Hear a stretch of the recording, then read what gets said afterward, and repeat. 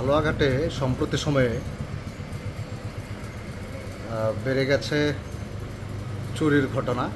একের পর এক চুরি হচ্ছে। হালুয়াঘাটের সমস্ত ব্যবসায়ী সমাজ এগুলো নিয়ে উদ্বিগ্ন।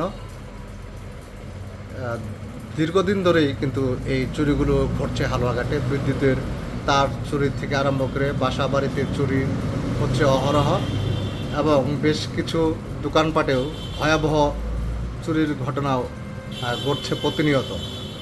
কিন্তু এগুলোকে উন্নত প্রযুক্তির মাধ্যমে আইডেন্টিফাই করে শনাক্ত করে তাদেরকে আইনের আওতায় আনা যাচ্ছে না।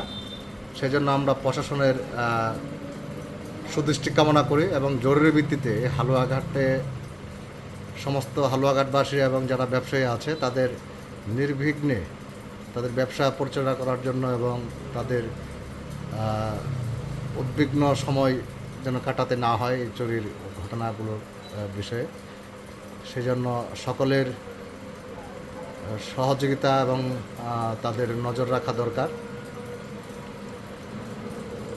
এই ঘটনাটি ঘটেছে উত্তরবাজার জনাব ওসমান আলী মেম্বার সাহেবের শোরুমে।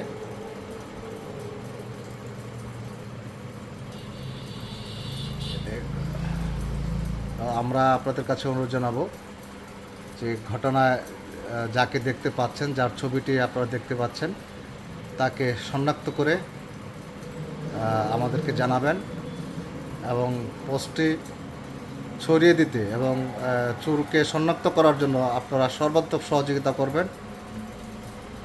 পোস্টটি শেয়ার করবেন এবং কারো কোনো কিছু জানা থাকলে, তথ্য জানা থাকলে আমাদেরকে অবশ্যই জানাবেন।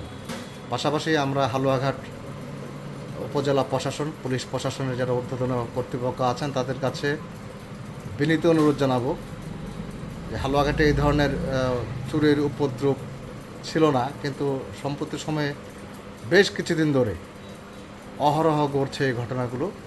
সেদিকে আমার মনে হয় যে আমাদেরকে অবশ্যই নজর দেওয়া উচিত, কারণ প্রশাসনের সফলতার মূল চাবিকাঠি হচ্ছে যে নাগরিকদের